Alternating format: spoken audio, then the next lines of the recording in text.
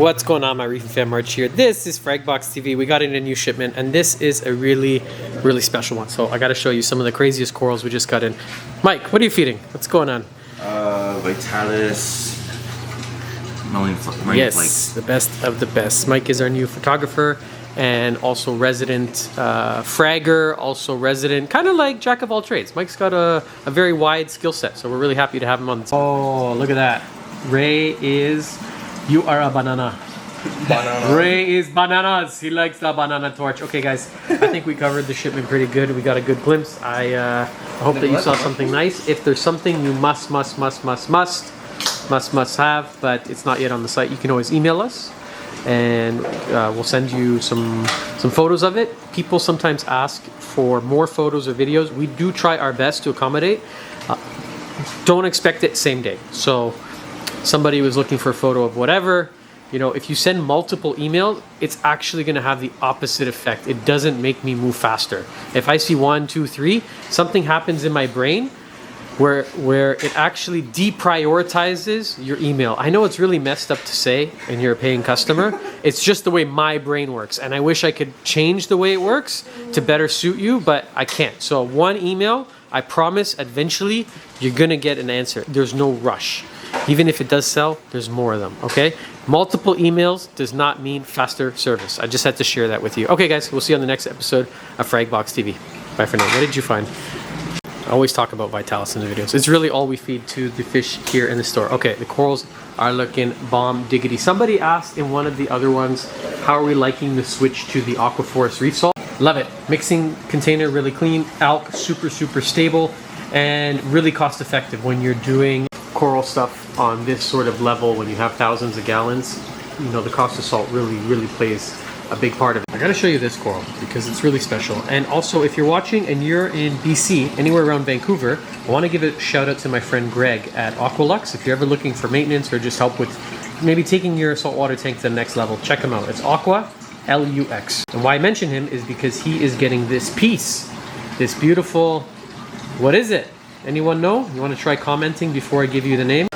Super duper rare. Okay, we'll come back to it at the end of the video. You guys comment, and then we'll see if you got it right. Hint, you're gonna get it wrong. Whatever you think it is, you're wrong. You should start with this one because someone is on their way to pick it up, and it is a really funky and rare species actually of Rhodactis mushroom. Okay, Rhodactis bryotis. And it's very different than other type of Rhodactis just because of, look at the tentacles. You see they're almost like their own individual little clusters, but a Rhodactis. Also very beautiful, like these fire ones that we have right now.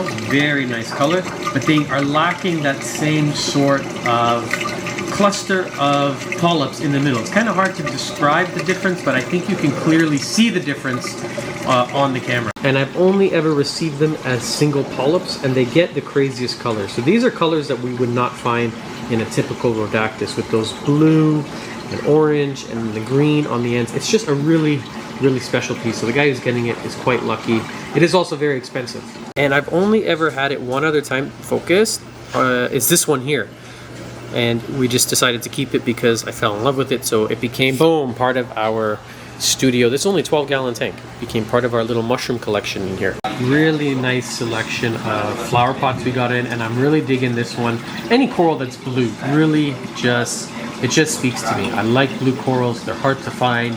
True blue ones. And then you get that beautiful orange center right in the middle. Really cool looking piece. And flower pots, we are getting so many new colors and different varieties of flower pots that we've never really seen before. I don't understand where these guys are finding them, but so crazy. Every single shipment we're getting different colors of flower pots. And one of the cool things that we see now are these here, which are like combo pieces. They'll take 3 or 4 different varieties and then actually epoxy them down to a base. So you end up with a little bouquet. Now, before I even had a chance to do a video, someone saw in an Instagram short one of the craziest torches. It already sold. This is probably the closest one to it. And my supplier is calling them banana torch. And people ask us all the time about torch names like, hey, is that a holy grail? Or is that a holy grail? Or is that a banana torch? Or maybe that's an Australian holy grail. I don't know. You know what? I've more or less completely given up on naming of torches. There's just too many to follow. There's no, I have no reference. The only one I can really, you know, confidently tell you the difference between all of them would be the Dragon Soul. I can consistently identify it based on the colors. I can say, okay, that's a Dragon Soul. It's not something else. So really, that's the only one I can feel comfortable naming. Any other ones, like, which one is this? What do you want to call this? If this is banana, then what's this? This is Banana Hellfire. It's just gotten a little bit crazy. There's a little bit too much marketing involved for me, and even as a business owner, for me to say that should tell you that there's something wrong with the picture, kiddo. So you'll notice on the website, I'll even avoid color because my eyes and your eyes, my camera, your screen, your phone, your computer, whatever, it all differs, right? So I see green right now on this piece. You might see yellow. Here I see yellow. You might see green, but for me that's green. So it's tricky. So a lot of times I'll try to avoid even the color unless it's really, really obvious what it is, or it's like this, it's like a gold torch. I'll give it that name.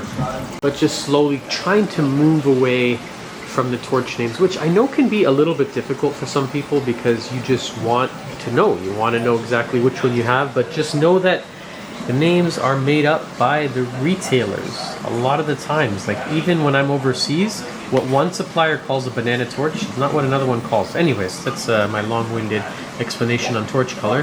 This is a blue hammer. This is a really nice blue, I would say blue tip hammer. Look at some other stars that show Symphilia, which maybe you want to call Lobophilia. I don't know. If you're all into the names and classifications, you can knock yourself out with them. For all intents and purposes, I'm going to stick to what I learned, and I'm going to keep calling them Symphilias for better or for worse.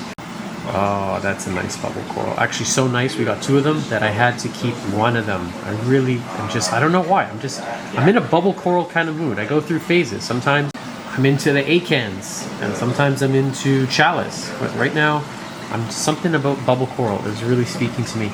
You know, when it comes to magnesium levels, I find that they really influence the overall health of LPS coral, especially torch. If someone has a torch that's dying, frog spawn or hammer that's dying, my immediate thing I ask them is, what's your magnesium?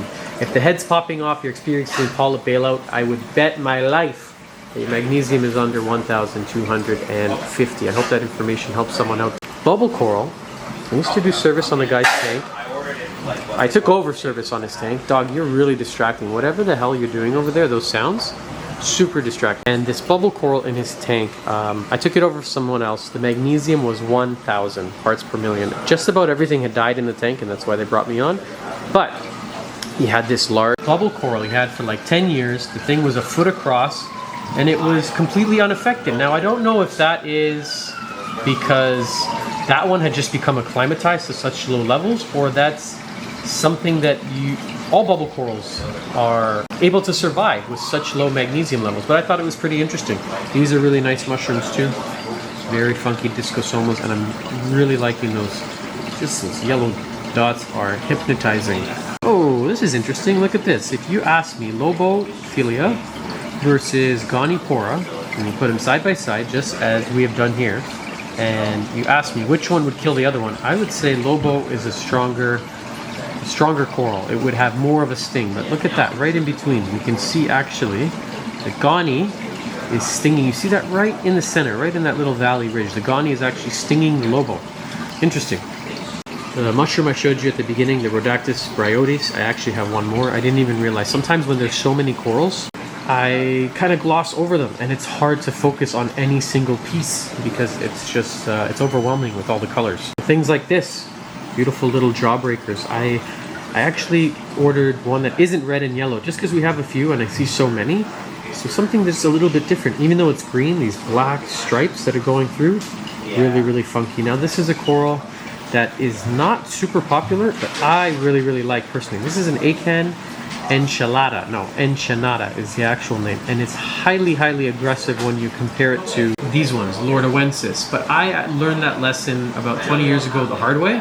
I thought Acan with Acan. So I kept putting this next to my Acan Lord garden, and I come back in the morning and my Acan Lords would be all dead, but this one would be fine. And I was losing my mind. Now, keep in mind that this was, I was keeping reef tanks before we had a computer. in our house. I had saltwater tanks before we had the internet. So I didn't have all the resources. There was no YouTube. It did not exist. Take that in for a second.